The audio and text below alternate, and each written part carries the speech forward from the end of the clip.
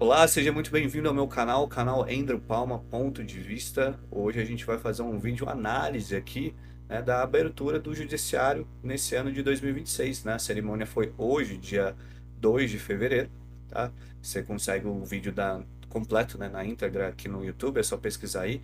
Mas eu selecionei alguns trechinhos para a gente ir analisando, né, esse papo do STF, do ministro Edson Fachin, que fez a abertura, né, agora o como presidente do STF, né? E a gente vê que não foi uma cerimônia qualquer, né? Não foi algo, não foi uma cerimônia de abertura ali normal, igual a gente vê, né, ano após ano. Pelo contrário, a gente viu algo atípico de certa forma, porque o ministro ele faz até algumas críticas ao próprio STF, né? Ele faz uma autocrítica ali, ele provoca essa autocrítica, é, não falando por si só, né, mas falando em nome de todo o órgão ali, todos os ministros, né, de toda a composição ali do STF, principalmente porque assim a gente sabe que o STF ele está vivendo um momento diferente, né, atípico. O STF está muito em alta na mídia, muito mesmo, está sendo envolvido em muita coisa, tem muita pressão da sociedade, né, insatisfeita com as decisões do STF.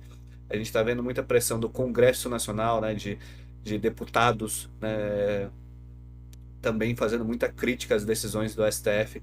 E, além de tudo, a gente tem, né, no plano de fundo, né, dessa história toda, ou ali, né, do background dessa história toda, o caso do Banco Master, que também está chamando muita atenção, mas muita atenção mesmo pro STF, né? Então, o STF ele precisa, né, mudar de certa forma, pelo menos a postura deles, e é o que o ministro Edson Fachin ele recomenda, né, nesse discurso de que o STF ele precisa mudar a postura, tá? Então vamos lá, eu vou trazer alguns trechos aqui para vocês e a gente vai, né, olhando o trecho e vai comentando junto, beleza?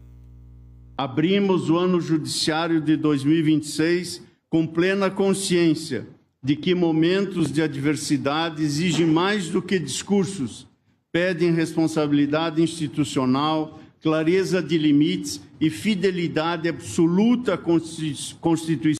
Bom, então ó, logo no início a gente já vê que o ministro Edson Fachin, né, ele mostra que o STF está ciente, de certa forma, do que está acontecendo, né? Ele reconhece que o STF está vivendo um momento de adversidade, de desgaste, e que não é à toa, né? Hoje a gente tem crítica tanto da direita como uma parte, de certa forma, da esquerda também, muita boa parte do Congresso criticando, né? E até às vezes até o executivo, né, o próprio governo, trazendo essas críticas para as decisões do STF, ou como o STF tem agido, né? Vamos para o próximo trecho. A crítica republicana não é mesmo ameaça à democracia. Em 19... Ó, esse trecho aqui ele é muito legal e ele é muito importante, na verdade, né? Não é legal, ele é importante. Aqui o ministro ele deixa claro que criticar o STF não é crime, né? Não é golpe e não é um ataque à democracia. E vai bem ao contrário do que a gente tem visto nos últimos meses, digamos assim, né?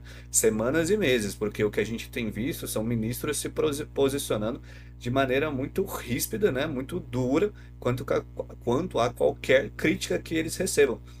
Então, às vezes a gente tem ali uma reportagem que algum jornal fez e o ministro, né, não vou citar nomes aqui, mas o ministro já vai e ataca, falando que essa matéria é criminosa e, enfim, né, em tom de ameaça de certa forma. Então, isso que o ministro fala, acho que é uma mensagem clara de que eles não são superpoderosos, né? É lógico, entre o ministro falar, né, discursar na abertura e, de fato, isso gerar uma mudança em todos os ministros, isso aí é outro papo. Mas ele já deixar claro isso na cerimônia de abertura, acho que já mostra, né, que ele já está começando num tom ali de que, cara, a gente precisa mudar, o STF precisa mudar, não dá mais para continuar desse jeito. Mas vamos lá, vamos para o próximo trecho.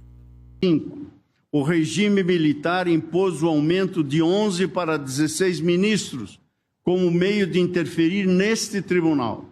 As ruas sabiam ao silêncio tenso da censura, enquanto a aposentadoria compulsória de ministros deixava no ar o sabor amargo da submissão do direito à força do AI-5 de 1968. Ministros foram afastados por não transigirem com o autoritarismo.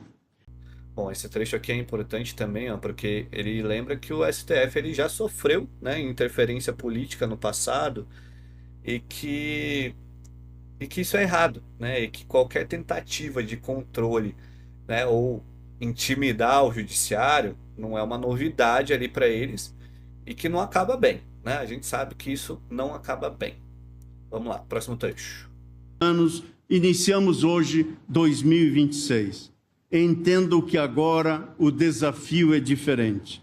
Em termos específicos, a questão é a de saber se já chegou a hora de o tribunal sinalizar, por seus atos próprios, que o momento é outro. Minha convicção é que esse momento chegou. A fase agora é a da... Bom, esse aqui para mim é o trecho mais importante do discurso inteiro que a gente vê aqui, né? Porque quando o ministro reconhece que o momento é outro, né? O que ele está falando basicamente é que o STF errou no passado, tá? Ele está falando que, ó, o nosso passado não tá legal, né? O nosso passado nos condena de certa forma. Acho que ele deixa claro, né? Nas entrelinhas ali, não, ele não fala isso, né? Mas ali se subentende que ele está reconhecendo que o STF passou do ponto, né, em alguns momentos. Então, por mais que ele não fale isso de uma maneira direta, né, ele não faz tô, né, fazendo uma confissão aqui de culpa. Mas ele reconhece, né, que o STF tem um protagonismo, de certa forma, exagerado, né, tá muito chamativo, o STF está envolvido em muita coisa e que isso tem um preço. Talvez seja mais difícil do que os desafios anteriores, porque exige não a coragem de agir, mas a sabedoria. Bom, essa frase aqui, ela é pesadíssima, tá? Pesadíssima mesmo, porque ela admite, né, de certa forma, que o STF fez papel que não era do STF, né? Ele foi aonde ele não deveria ir, ele assumiu o papel de executivo, assumiu o papel de legislativo, né? Claro, trazendo isso num tom de que esses outros poderes, né, falharam, mas que a gente sabe que não é verdade, né? Que foi muito mais o STF sendo invasivo do que qualquer coisa. E aí o Fachin agora ele fala que né, o STF precisa devolver para esses poderes o que é função desses poderes.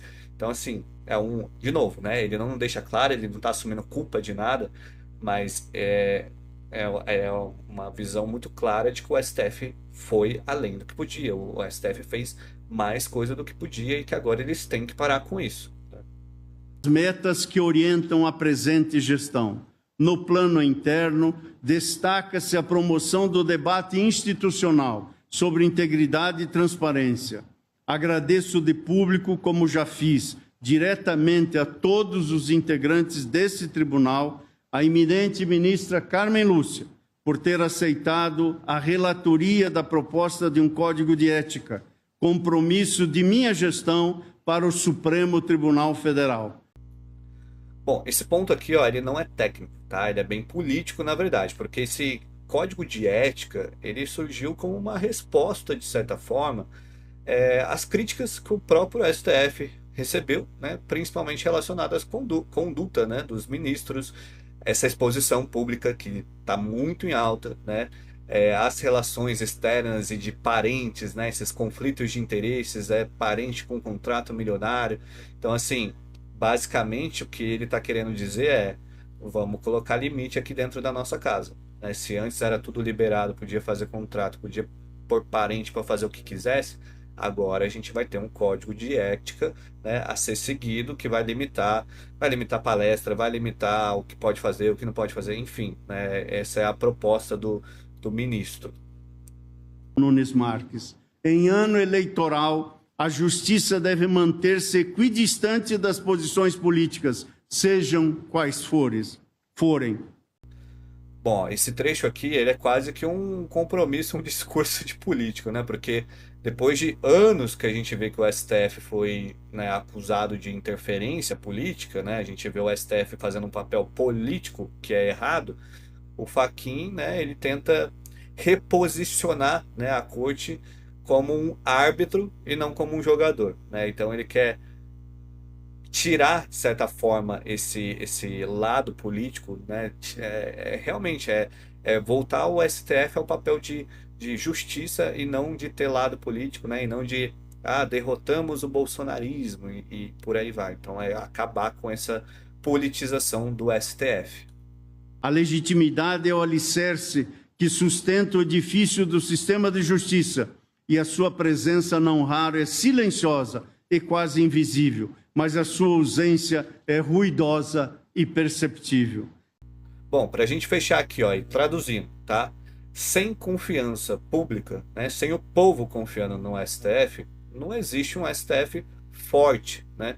Então, o discurso, né, do ministro Edson Fachin, ele não é um reconhecimento de culpa, ele não pede desculpa para a população, né? Ele não faz esse tipo de coisa, mas ele dá um recado, né? Ele fala que vai mudar, que precisa mudar e que ele vai atuar em torno disso, né? Em torno de mudança no papel do STF.